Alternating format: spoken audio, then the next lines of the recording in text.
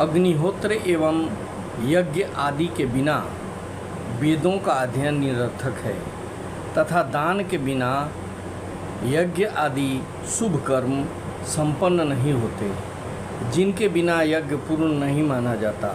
किंतु यदि दान बिना श्रद्धा भाव के केवल दिखाने के लिए हो तो उसमें कभी अभीष्ट कार्य की सिद्धि नहीं होती।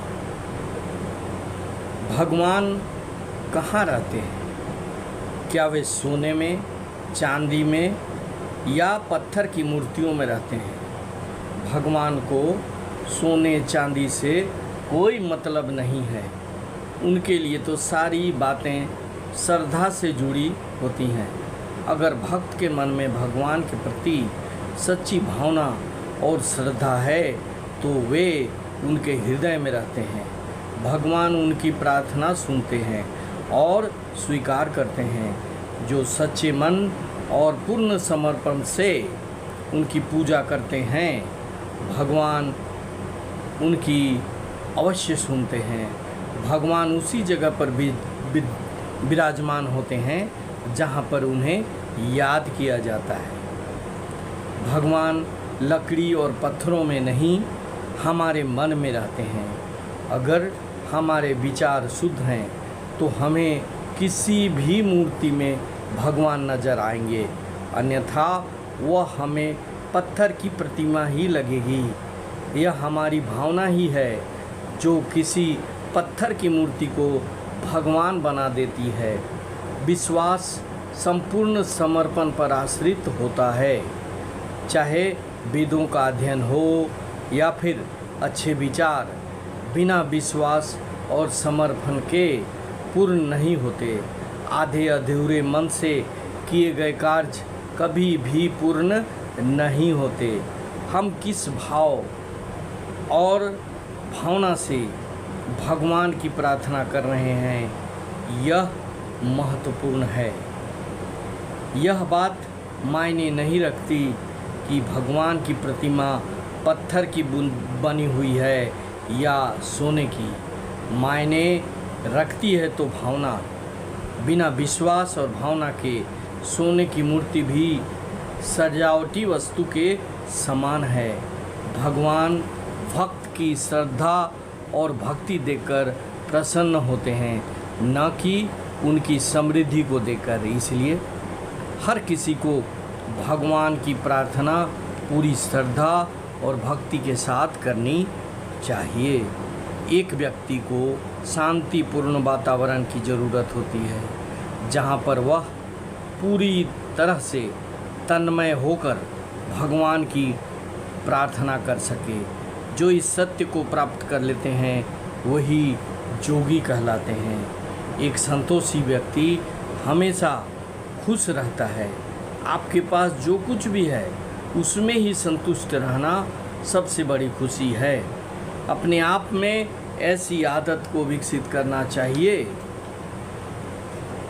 जो भी है उसी में संतोष करना चाहिए। यह एक प्रकार की तपस्या है।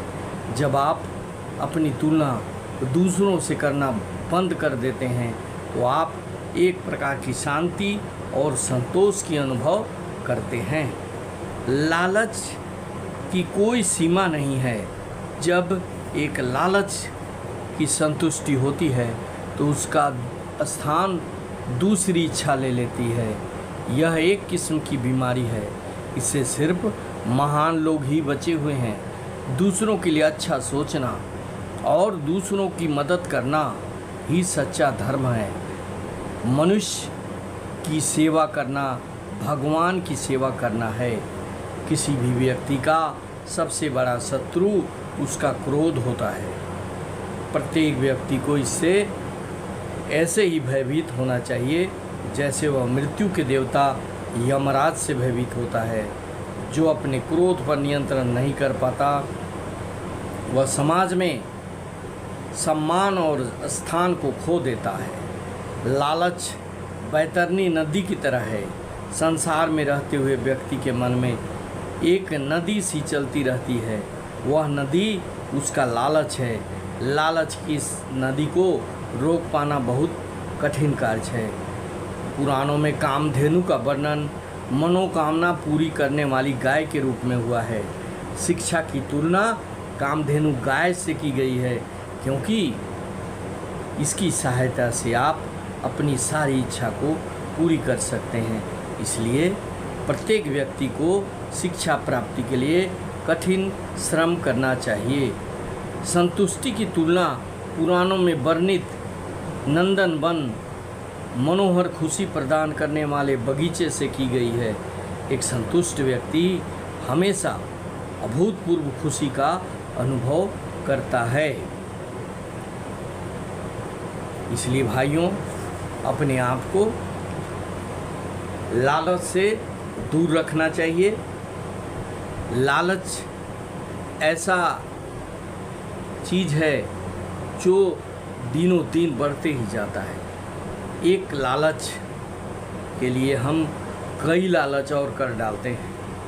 लालच बढ़ते ही जाता है और उस लालच के दलदल में हम फंसते चले जाते हैं और इस लालच के कारण हमारा सुख संसार सब बेकार हो जाता है। भाइयों, अगर हमें अपने जीवन को सुखमय बनाना है तो अपने भाव को बदलना होगा, क्योंकि ईश्वर भाव के भूखे होते हैं। भावना को अच्छा करना होगा और ईश्वर के प्रति अपने आप को समर्पित करना होगा। भगवान ना तो सोना में निवास करते हैं, न चांदी में निवास करते हैं, ना पत्थर की मूर्ति पर निवास करते हैं। वे तो निवास करते हैं आपके मन में, आपकी श्रद्धा में, आपकी भावना में। आप कितना श्रद्धा से उनकी सेवा करते हैं, कितनी श्रद्धा से उनका आराधना करते हैं, पूजा करते हैं, पाठ करते हैं, इस पर आपका भक्ति निर्भर करता है। आप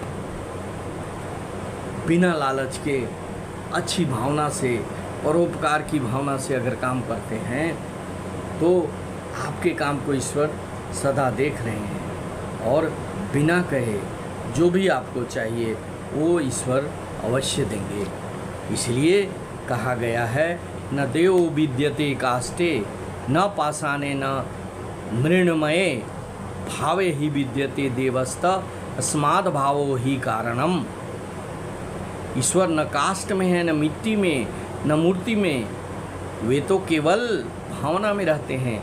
इसलिए भावना को अच्छा बनाना है, श्रद्धा को बढ़ाना है, तभी कहीं जाकर हमें ईश्वर की प्राप्ति होगी।